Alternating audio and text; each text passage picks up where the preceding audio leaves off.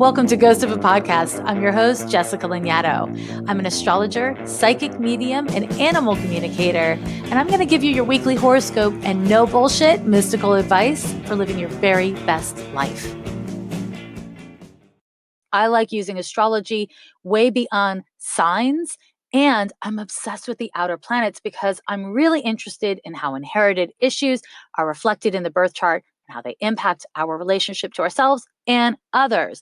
And that, my loves, is all in the book I wrote called Astrology for Real Relationships, Understanding You, Me, and How We All Get Along. It drops on New Year's Eve, 2019. Very exciting. And I hope you pre-order it anywhere that they sell books. Delightful books anyways. But don't just take my word for it. Listen to dear friend and astrologer Annabelle Gatt. She's the author of Astrology of Love and Sex. And she says, forget everything you think you know about astrology and relationships. Astrology for Real Relationships is here to save you from the junk on the internet, guiding you through the planets and their placements to give budding and seasoned astrologers lessons on intimacy through an astrological lens. With this book, everyone can benefit from Jessica's decades of experience as a consulting astrologer. Pre-order it wherever books are sold. Also find links on lovelanyadoo.com. This week, I have something a little bit different to share. A dear friend of mine wanted me to check in with her dog to see how he's doing, and so I gave her a little reading.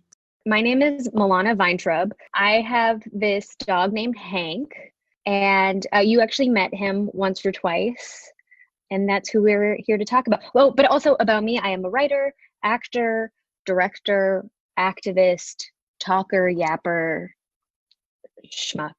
Not a schmuck, but a comedian. Yes, sure. Fantastic one. So we're going to talk to Hank. Why don't you tell me exactly what you want me to check in with him about? Well, Hank is a rescue. He was found on the streets of West Hollywood. And I am so curious what his life was like before me, because he came to me with a little bit of trauma. And I don't know if it's actually because he had some kind of troubled past, although I can't imagine a world where somebody would just let him go. There were also no signs. Nobody was looking for him. He wasn't microchipped. He still had his balls, and he was over a year old. So I imagine that there was some kind of miscare, but he's got very classic dog problems, like he hates mailmen and skateboards, but he sometimes also just doesn't like certain people. I'm just curious what's going on in his head. He's also very attached to me, and he loves me a lot. And I know it's part of his breed to be like a one-person dog.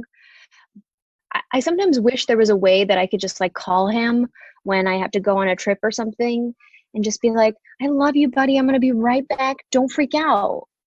And maybe that's something that you could help me with. Absolutely. But I also really enjoy the idea of him having his own cell phone. I'm just going to. Yeah. Just like it's a little flip phone that he holds up with his paw. That's exactly what I was envisioning as a flip phone. This just says everything about me and you. Okay. And he's with you right now, eh? Mm-hmm. Okay. So the first thing that I can see is that he's not showing me that he's especially traumatized from his past, but I think it was neglectful. I mean, it kind of looks like he lived with other dogs like in a backyard. And then he just kind of like left. He just like, I wouldn't even say escaped, because it doesn't look like he was being deeply cared for. So I don't think anyone was trying to hold on to him, but he likes other dogs, eh? Mm-hmm. It looks to me like he, okay, so there's a couple things he's showing me. And when you say that he kind of reacts poorly to people, it's interesting. He's showing me this really specific thing. It's almost, I don't know how to frame it exactly, because it's not the most literal thing I've ever seen, but essentially what he's doing is he's showing me square people, like people whose body shapes are square. Does that make any sense to you? Yeah, I wonder if that's like a uniform thing. Oh, that makes sense. Yeah, a uniform thing. Because or just like bulky clothes. There's something about the way certain kinds of people move, certain specific people move. It can be about what they look like, but I actually think it's more how they move in their bodies or in their clothes that he associates with maybe a step before attack. He's not violent though, is he? He's 99% of the time an actual bunny. Yeah, he's like a potato bunny. He's a snuggly bunny. Yeah. So there's like a couple things that he's showing me. One of them is, yeah, he doesn't want to stop being aggressive because he feels like it's a common sense thing for him with certain people that he perceives as threatening. And it might be because there was threat from people before you guys were besties, like in his previous life. But I don't get the feeling that there was something really terrible that happened. I just get the feeling that any measure of like discipline or control that happened from humans before were like the only contact he had with humans. It doesn't look like there was like straight up abuse or anything like that. No, I could be wrong, but from what he's showing me, people always ask me questions about like, well, what happened before we were together, about their animal friends. And animals tend to be really zen. They're not super attached to the past, even if there's present trauma. So I often don't get great data about what happened before. That said, I guess what he's showing me is he doesn't need you to do anything for him around it. Now, Hank is a really happy dog. So here's my question. Do you have more questions for me, or for him rather? Why does he move my shoes when I leave? He feels it's his job. But he knows it's bad because when he's moved shoes and I come home, he won't greet me at the door. But if he hasn't moved shoes, he'll come over and say hello. When I come home and he's moved shoes, he actually will try and hide in the bathroom behind the tub because he's ashamed. And maybe that's because I've scolded him. Yeah. But Hank, why do you move my shoes? He chews on my shoelaces. He's destroyed some shoelaces before, some hard to replace shoelaces. Oh no, not hard to replace shoelaces. Okay, hold on for a minute. Let me peek. Okay. So he feels like he needs to do something about, now, did he do this when you lived in LA? Well, yes. Yes, he did. But it's gotten worse since we moved to New York, and I think only because we don't have as much closet space. So there are just more shoes out. Like our shoes are lined up along the door instead of in a bedroom. Totally. There's just there's more temptation. But recently I've been building a barrage and he cannot cross that. Okay, so let's go to your cell phone idea for a minute, because this feels connected. I feel like what he wants you to do is better communicate when you're going, when you're coming back. And I understand that you might not be able to actually tell him when you're coming back because you might not know what time you're coming back. I can spend some time talking to him about the merits of leaving your shoes alone. But he's got a real stubbornness about him, and he really likes moving your shoes. Now, the other part of it is, do you talk to him? All day, every day. That's kind of what I thought you'd say. Okay. Because it looks like when you're leaving, do you tend to run late? Oh, like am I rushing to get out of the house? Yeah. Yeah, he usually starts to get anxious when I'm on my way out because he can see that I'm walking back and forth across the apartment with great pace. Yeah. And it's different than me like just walking through the bedroom or walking to the living room. Yeah. So basically what he's showing me happens is that you're like, when you're rushing to leave, you're kind of like not really grounded. You're not able to communicate with him effectively. Like, he sees what you're doing. He understands, but you're not talking to him in the way that animal communication works. Like, you're not emotionally present because you're like rushing and you're in the future of like, oh shit, I got to get the subway or whatever it is. And so it does create a lot of anxiety for him. I would experiment with the idea of, and this will be very hard, but, spending 30 to 60 seconds before leaving, regardless of whether or not you're late, like breathing and getting really present and really grounded and just like getting on the floor with him for a minute. And see, the problem is he's saying that you try this sometimes, but you're actually like elsewhere. And so he's like, he just wants to sit on you and like make you stay until you're calm. Because he doesn't always hate it when you leave. It's not like he likes it when you leave, but this is kind of when it's worse. So basically it's about being able to be centered or grounded enough that he knows kind of who you are and how to locate you. It looks like you have the kind of relationship where, for lack of a better way of saying it, it's like you recognize the personhood in him. Like you really see him. And when you have moments where you don't, it like makes him really nervous. And I think in general, when he's around humans that he feels like have any amount of like power or influence over his life who don't see his personhood. It makes him more anxious or defensive. He's so interesting. You only live with one person, not two, right? Yeah. Is there another person who comes into the house a lot? We have a dog walker Okay. but so far the dog walker only comes over when I'm home because he hasn't let there are dog walkers in New York, at least. When we were in LA, we had a dog walker that he loved that would come in and play with him, and that was fine. But in New York, he hasn't let anyone come inside the house and take him when we're not home. And by not allow, I mean like he barks and he growls, and no one else has felt safe approaching him. That's, yeah. So, and do you like this dog walker? I do, because he's kind of like a tough New Yorkie guy, and I think he dominates Hank a little bit in a way that makes Hank feel safe. Okay. So, and do you know his first name? Do you feel comfortable saying it? It's Danny. Okay, hold on for a minute. Okay, so he doesn't like Danny in the house at all. He's very, very firm about it. Okay. Sorry. He's very firm about it. But it's because Danny's really fun to play with, but doesn't actually see his personhood in that particular way. Was it a woman who you had dog walking in LA? Yes. Yeah, he really likes her. He like trusted her. They would talk, like they had a relationship. Danny's not exactly about that. This is still new, eh? Living in New York with him? Yeah. Just a couple months. He's having a hard time with the energetic adjustment a little bit. I don't know that he loves being cold. I don't know that he loves the dirt. There's like a lot of things that he's very much an LA girl living in a New York world right now. Like he's just not sure about certain things. And then other ways he really loves it there. Like really loves it there. He's actually showing that you had the exact same adjustment. Like he's just not as far along in the adjustment as you are. He's like, I see. Are you in a building? Like in a building with units above and below you? I'm on the second floor, so there are like stores below me, but there are units above me.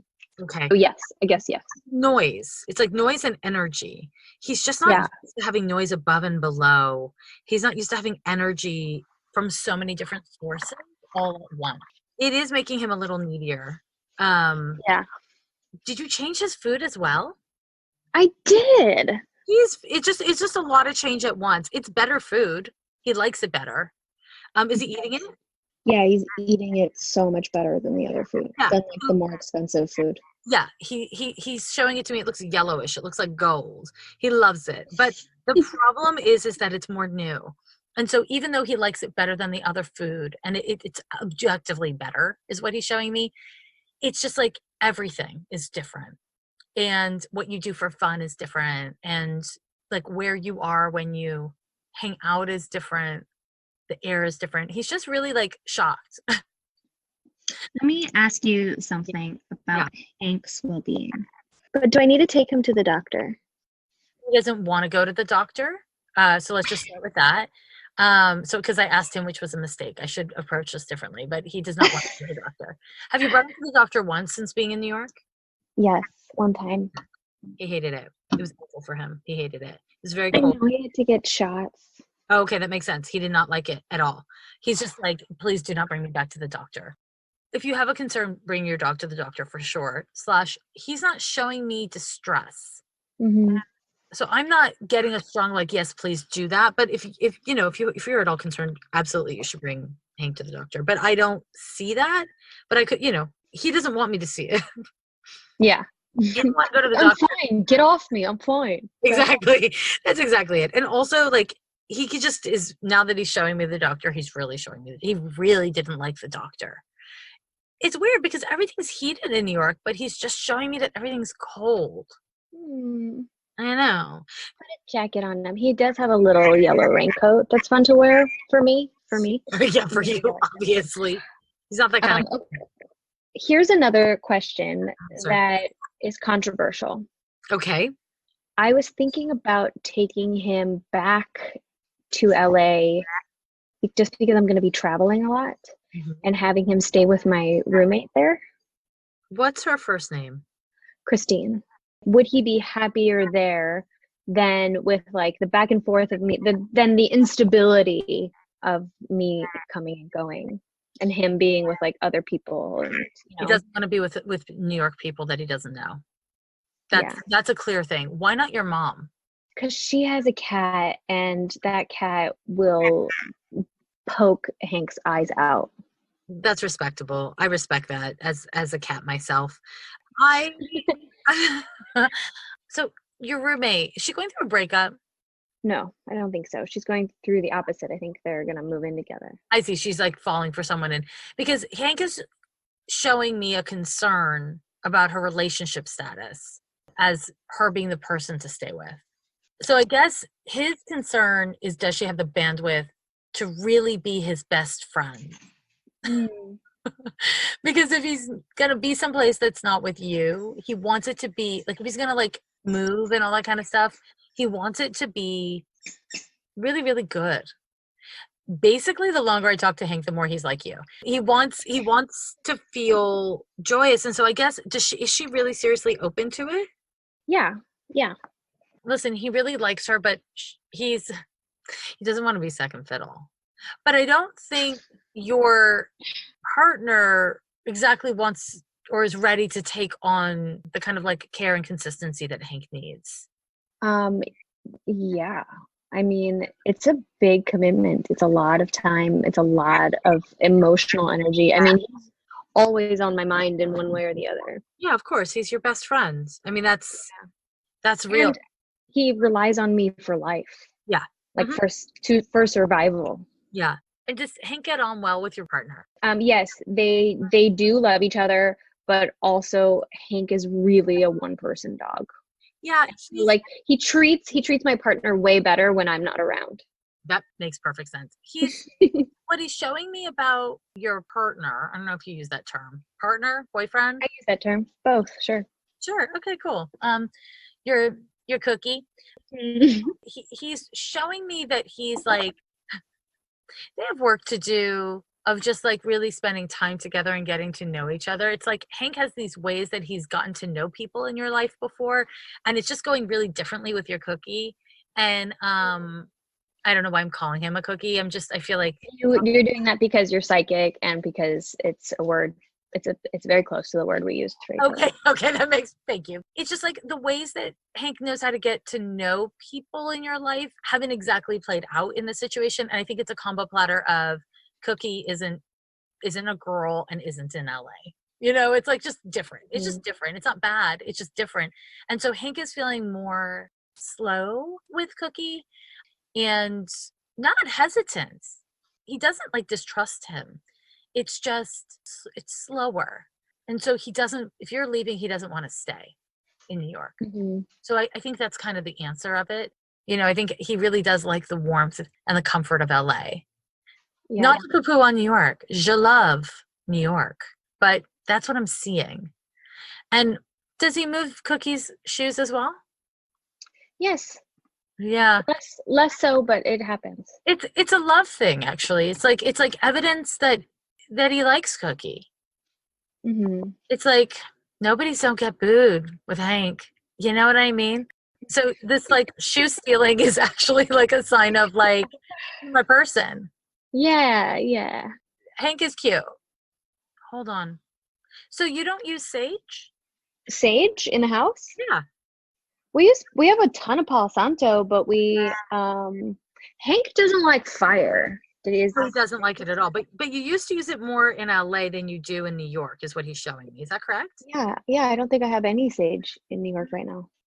It's interesting because what Hank is showing me, I agree. He doesn't like any of it. He doesn't like incense or smoke of any kind.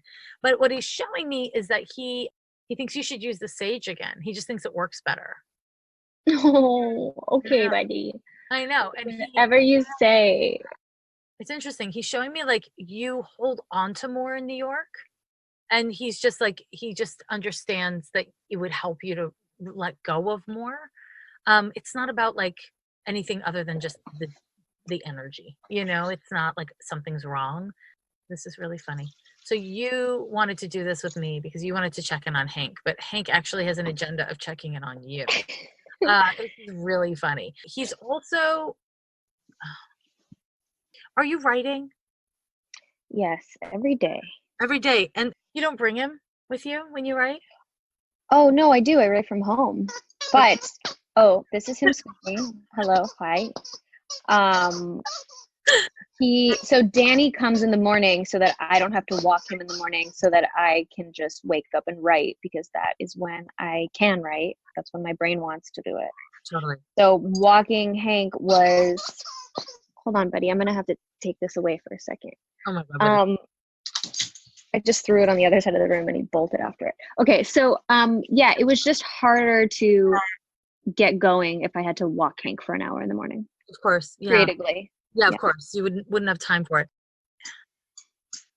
It's interesting. I don't know that Hank's feedback is very useful, but I'll just tell you what he's showing me. And I just want you to know he's like playing like crazy because he's very excited. We're finally talking about his agenda. Just he's just so loving. He just like patiently answered your questions until it was his turn. Very cute dog.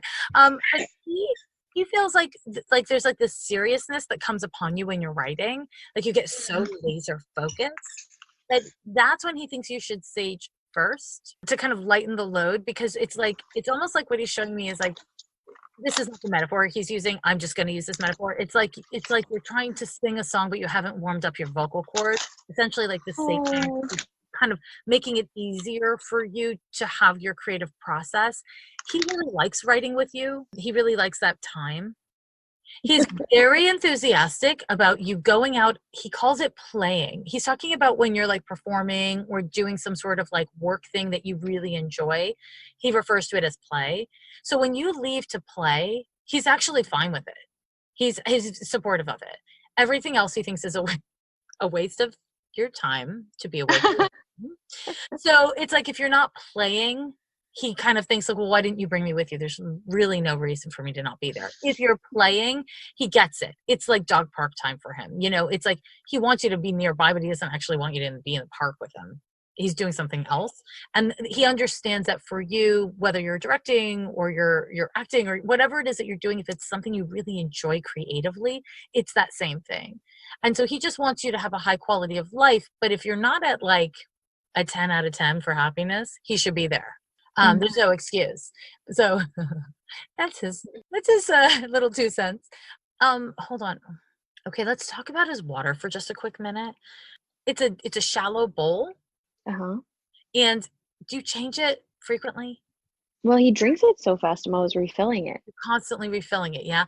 He has like have you ever tried one of those water fountains for him? No. But I'm going to look it up as soon as we get off the phone. I know you are, and I love you for it. Yeah, there's like 2 things that bother him. One is that his water bowl is too shallow, but he doesn't really like a deeper bowl better because then his face gets wet. So he's kind of like key about the situation. The other thing he really doesn't like about his water bowl is when his own fur gets in it. He's kind of prissy about this. And I don't know what it is. I don't know if it's like the heater, if your heater in your apartment is kind of like on the ground. Do you know what I'm saying? Yeah. Because there's something that's happening with the dust or his fur or something that's happening in the environment that is getting in his water bowl, and he doesn't love it. Okay. So, I mean, he'll drink water regardless, obviously, but I might check out one of those water fountains, because sometimes you can drink, like they can drink as the water kind of runs down as much as in the bowl. And that might be quite nice for him. They're also filtered. He's into trying this. Of course it was my idea, but he's just showing me what he didn't like. So this is what, so I'm suggesting it. And he's like, oh yeah, I would try that. He doesn't prefer, is he drinking out of a metal bowl? Yeah. He doesn't prefer metal. He doesn't prefer seeing himself, like having that like reflectiveness. You have him a ceramic bowl or something like that? Sure. Yeah, well, I'm gonna look up this water fountain. Okay, you're all hold please. But was it a white bowl in LA? Yeah, because he preferred that one. It was like the texture of it, the feeling of it, he just preferred it. I don't know why, but dogs tend to really care about water, like a lot. Actually a lot. Yeah, of course. It's kind of a big part of their lives. They don't have a lot of control over many things, so I think they care about the things that they have control over. And it's probably as much of a treat for him as food is. Yes, yes. He really, I mean, not when his fur is in it. That's not a treat for him. Now, hold on. There's something else he wants me to see. Okay, you have 3 treats you give him. One of them looks like a biscuit. Uh-huh. So is the biscuit for his teeth? No. He has a little toothbrush for his teeth, like a little grainy toothbrush. How are his teeth? Yeah, okay, I think they're sensitive. Oh, so he doesn't want a crunchy thing. He wants a softer thing. I mean, that's a hard question because his compulsion is a crunchy thing. But I Mm. actually wonder if he is, and the new food you're giving him, it's soft food, isn't it? No, it's not. It's dry, but I do add a little bit of water to it to make it a little. A little softer. Okay, I crumble a little biscuit into it. Oh, okay. maybe that's what you're talking about? I don't know. I crumble a little biscuit into his food and then I blend it and mix it with a little bit of water so it like flavors all of the food. Sure. And is the biscuit a little bit of a darker brown? Oh, that's actually, yeah, that's a little cookie that I give him. There's a dark brown cookie. That I give Okay, the cookies what we need to be talking about. He would like Okay. more of the cookies. Sorry. I didn't know what he was going to tell me, but he was just trying to get me to see this. He would like much more of the cookies. He feels like you dole these cookies out very infrequently. You know what's so funny? This is like, I feel like there was a sketch about this or something where like somebody wishes that their dog could talk. And then when the dog can talk, they're like, never mind. We don't want to, because everything the dog is saying is like, more cookies, more biscuits, more cookies. Pet me here, pet me on my belly, pet me on my butt now. That's exactly right. That is exactly right. Whenever people are like, I wish I could talk to my animal friend, I'm like, or you don't want to be criticized all the time, depending on your animal friend. But no, he would like those cookies more frequently. You don't give them up very often. I don't know, why are they expensive? No, they're not that expensive. I mean, I have a Hank budget that I allot myself every month because I want to buy him cute things and give him like puzzle toys and Bless things his that make him soul. smarter. Oh my God, that's really funny. He thinks that you're some of the toys are not necessary for him, and you know which these toys are because he refuses to play with them more than twice. He's really into those cookies. You're very regimented with the way you feed him, and he would just like food all day long, which obviously you don't have to do, but that's what he would like. And there's this bed that you used to have for him. He would like step up and into it. He misses his old bed. Okay, so you know what bed I'm referring to. Yeah, of course he does. He loved that bed. Oh, Didn't he spend like all this time in it and he would be like so cute in it? yeah. I Yeah. mean, he's so cute all the time, Everywhere. but yeah, I can feel that he doesn't love the bed he has right now He doesn't. the most. The one that he has right now, it's like, is it like velvety or something? Yeah, it's like super soft and plushy and furry. But yeah, I think it maybe doesn't have as much of like a Tempur-Pedic as he would prefer. Yeah, that's right. The other one, was it like a sheepskinny vibe? Oh yeah, he did have a sheepskin. That's what he's talking about. He likes Oh, that was just the little cheapo sheepskin. you know what? Sometimes all a kid needs is a box and a stick and a pot. You know what I mean? So that's all he wants. That's all he wants. He loved that bed. And I wonder if that was the first bed that you ever had for him. And it was just kind of like nostalgic. I don't know if it's like physical or if it's nostalgia, but he needs a little bit more nostalgia for while you're in New York. I mean, it sounds like you're only going to be there another month, but he's just reporting to me all of his needs. You ask him questions, he's saying like all day long, every day, like, how do you feel? What do you need? How are you? Like he knows that you really want to know. So he's like giving me kind of like a report of the things that kind of make him nervous, because you know all the things that make him happy and you're only worried about what you don't know. Now, my sweet, sweet friend, thank you so much for doing this with me. Kidding me? Are you kidding me, Jessica Lanyadoo? It's just, not only are you actually a cupcake, but constructed to look like a person. I am a cupcake constructed Also, to look like a person. You're just a really good friend. And so, like, I feel so lucky that you are actually my friend and I have access to you in this personal, deep way. But I feel so grateful that now the world has access to this great friend because you just give great advice, even when you're not channeling anything. You're just so emotionally intelligent. Oh, We're stop. just shut up. No, We're you shut up. lucky to have you, babe. I'm lucky to have you. That was really nice. And I'm glad this isn't video because I'm blushing. Oh, good. Yeah. Thanks. I love you. I love you.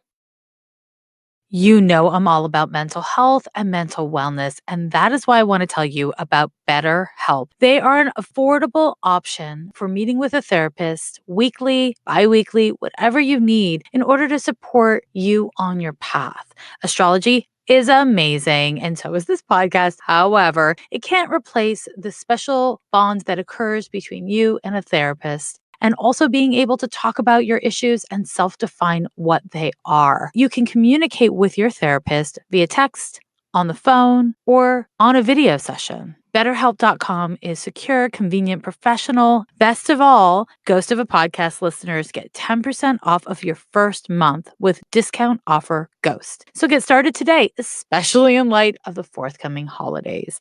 Go to betterhelp.com/ghost. Simply fill out the questionnaire to help them assess your needs and get matched with a counselor that you'll love. That's betterhelp.com/ghost. Schmuppies and schmittens, it's horoscope time again. So there's a lot to talk about this week, including a new moon in Sagittarius, which is exciting. And we're going to be looking at the week of November 24th through the 30th of 2019. But I actually want to point you really briefly towards a podcast interview I did just last week. On episode 230 of the Astrology podcast, I have a really in-depth conversation with the host, Chris Brennan, about my forthcoming book on the astrology of relationships, on relationship astrology in general. And, we kind of dive deep into a lot of really, I think, juicy and delightful topics. So if you're in the market for more moi or more astrology or astrology of relationships, in particular, having a feminist and queer inclusive perspective on relationships, then you really don't want to miss that episode. So check it out. I'll also say, just while I'm here doing some business, that if you've pre-ordered my book, you're a damn sweetheart. Thank you. And if you're still thinking about pre-ordering my book, I have actually really exciting news about it, which is that you can take that receipt and you can get a bonus offer. And it's only available for pre-orders for a 2020 astrological calendar. It's something downloadable. You can use it digitally. You can print it out. And it's an astrology calendar with the art from my book and, important dates like Mercury retrograde, eclipses, all that kind of good stuff. It's free and it's cute. And, why not get something free and cute whilst also getting my damn book? So check it out. Astrology for Real Relationships, Understanding You, Me, and How We All Get Along. Available for pre-order now. Links to all the things are in the show notes, and you can find all the things on my website at lovelanyadoo.com. That's all. That's all the self-promotion I'm going to do. Okay, let's get astrological, shall we? So I mentioned to you at the end of last week's episode 73, I mentioned to you the Mars opposition to Uranus and the Venus conjunction to Jupiter because you started to feel it before the 24th. On the 24th, both of those transits are exact. So you're still going to be feeling their effects for a couple days after the 24th, but it is at its kind of peak on the 24th as the transits are exact. Now, Mars opposite Uranus is explosive and it's dynamic. Mars is what we do, and Uranus is freedom. And Mars is explosions and Uranus is in a different way, explosions. And so when these two forces oppose each other on a global scale, this is unpredictable. Wherever we have Uranus, it is unpredictable. And it can look like some pretty explosive drama on a social scale. We may see men in power, and I say men in power because Mars technically governs maleness. I don't really vibe with that, but at the same time, when we're looking at societal, political, and corporate power, we're oftentimes looking, and traditionally speaking, looking at men. So we can see men in power having sudden losses or sudden gains, saying things or doing things they weren't planning on doing. And there can be really explosive consequences for that. Where we have Uranus, we have the potential for social change, humanitarian shifts. And that is reiterated by the Venus conjunction to Jupiter, kind of a focus on the values that we have for society and for the benefit of the people. And so this can be a really pivotal time. And what that looks like is hard to predict because it's Uranus. And because I'm not speaking about this in one country or one culture or one company. I'm talking about this as like a global shift, right? These transits, as I talk about them, are global. And unless we're looking at the astrology of a specific country or a specific movement or event, we are looking at global conditions, which is, I think, really interesting and also, in a way, makes it a lot more complicated because we have to contextualize the astrology that we are looking at to the situation that we are looking at it from the vantage point of. So around this date in your personal life, what you want to be able to do is to know that your impulses are going to be strong and your desire for freedom or to act out is going to be strong. And that doesn't mean good or bad. It doesn't mean good or bad, but it does mean you want to, as much as possible, do this thing that I'm always talking about, which is being present for your reactions so that you're intentional about your responses. And I want you to know that Uranus and Jupiter are the two planets that have some of the hardest times. I think Pluto is arguably in that list, but has the hardest time doing that because Uranus and Jupiter are both very impulsive planets. They're very reactive planets in that regard because they have strong impulses and they want you to react. And they generally have like a shtick behind the impulse, like an idea behind the impulse or a philosophy behind the impulse. So you're going to want to just really pair your reactions with intention so that your responses reflect what you actually want to do and the consequences you're willing to bear. It's really good work if you can get it. It's not completely obvious what that means unless you're willing to sit with yourself. And I think where people have a really hard time with these energies is when you're like caught up in the cycle of anxious reaction. And you're like, okay, wait, what am I supposed to do? What am I supposed to do? What am I supposed to do? And so when you get yourself in that cycle, what you want to kind of slow down and remember is first I get calm, then I get intentional, and then I get ideas about what to do, not anxious response, action response, because then your action will be inspired by anxiety. And as much as possible, whenever possible, try to have your actions inspired by intention. And your intention can be informed by anxiety, but not completely motivated by anxiety. You capiche me? I think you do. On the 25th, we have Venus moving into Capricorn. And I think that this is a really great time for connecting with people who've been in your life for a long time. It's a great time for, kind of considering the transactional nature of relationships. And I don't mean that in like a capitalistic, crappy way. I mean that in if somebody's been scratching your back, it's a good time to remember that and to offer to scratch theirs. This is a good time to make sure if you've been having a hard time and you have friends who've been checking in on you and asking you questions and being there as support, return the favor or at least acknowledge what they've been doing.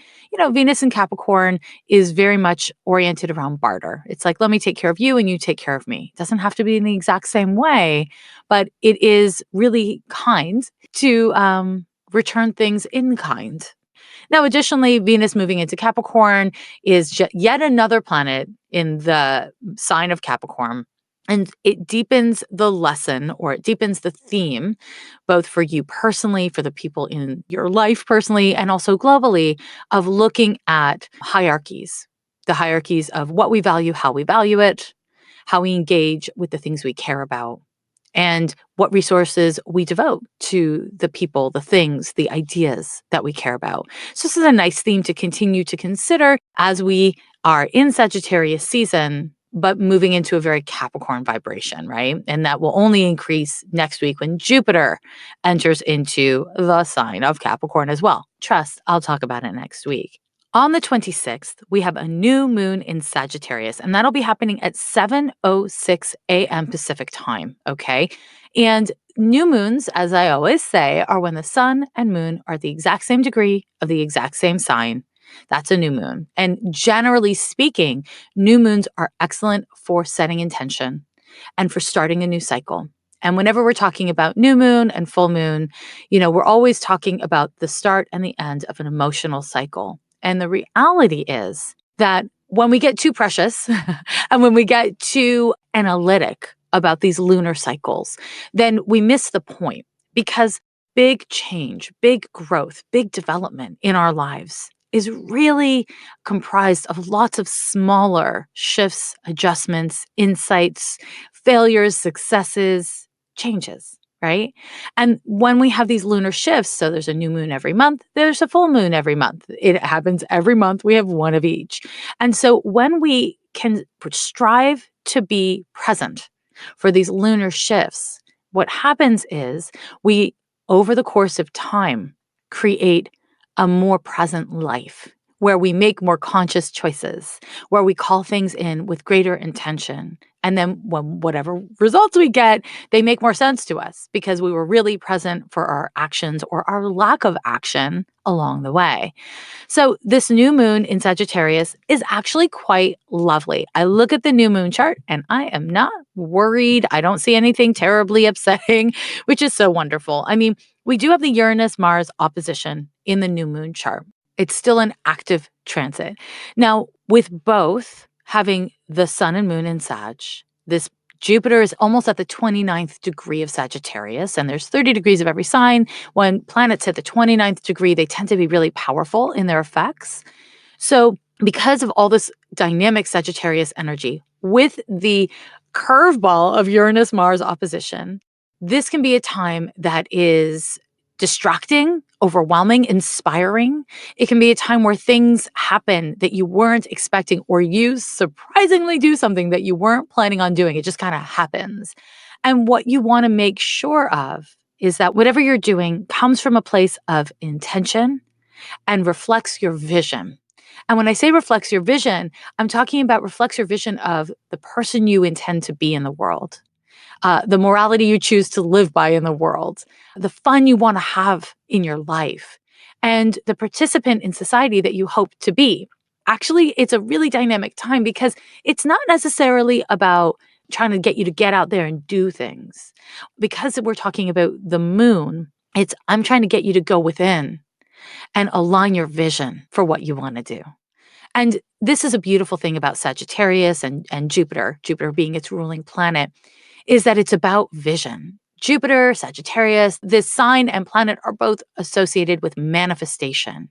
And manifestation is the concept, love it or hate it, that when you have a clear picture, when you have a clear vision, it's easier for you to call in the material circumstances that match it. When we're not really clear about what the question is or what the ambition is, it's a lot harder to achieve it. We rely too heavily on luck or the kindness of strangers, as they say. And so, getting really clear about your vision, about what you want to call in, about the layers of that vision, allowing yourself to be individualistic about it, because again, that Uranus-Mars, allowing yourself to want what you want because it's your truth and not because of what other people will think or say or do. This is very well starred for the new moon. And so I encourage you to get present for what's uncomfortable, for what you're scared of, for what you hope, for what you yearn for, and try to pair that presence with intention. But you can't do it all at once, right? So if you're going to do some sort of woo ritual, first spend a fair amount of time and energy getting present for whatever messiness that you're experiencing. And then pair that with intention to not just try to do it all at once, because it's sticky and messy and it's worth being kind of patient with. And Sagittarius is not a patient sign, my friends. And Mars-Uranus opposition is not a patient energy. So you want to follow those internal shooting stars and even those external shooting stars, those things that are distracting and engaging and exciting to you. You want to pair all of that stuff with the willingness to be intentional, the willingness to be present, and to even be excited about the potential of what could come next or come from this. So that's my hot take on this new moon. And I think that the Neptune trine to Mercury that we have in this particular chart, it's not exact, but it is an active transit in this new moon chart, will help you. It will help you if you make the choice to align yourself with your intuition and with your vision for yourself, for the future, whatever it is. it is a supportive energy to help you along that way. So I do encourage you to do that. Now, one quick last thing I'll say about this new moon is there's no air in the new moon chart. It's earth and fire and water. And so if you are messing with having an altar or doing some sort of like ritual work or magic, be really intentional about the air that is all around you. Elementally from an astrological perspective or a woo perspective, air is ideas. It's hard to pin down, right? And if you find yourself erring on the side of ideas that are not rooted in your body or your physical reality or the time you live in, earth, or what you've done and what you're willing to do and what you're excited about, fire, or how you feel, water, then you're not going to get very far with it. It'll just be some great yada, yada, yada, blah, blah, blah, right? So as much as possible, bring your intention to air and don't over focus on it, but also don't ignore it. Okay. Okay. My loves. Okay. Now we go to more astrology. On the 28th, we have that Mercury trine to Neptune finally exact. We also have a Venus trine to Uranus exact. Now, these two transits, what they will do is actually nothing too dramatic. These transits will allow you to look internally or at your life at what is and isn't happening and have greater vision, inspiration, maybe even a willingness to compromise, right? That's a really lovely thing. Now, we are in the shadow of Mercury retrograde. And honestly, I don't usually pay a lot of attention to the retro shade. I don't usually have really strong feelings about the shadow, the post-Mercury retrograde shadow. Usually, for about a week, it's a little like, not great, but I'm definitely noticing this retro shade has been a pain in my buns and in the pain of many other people's buns.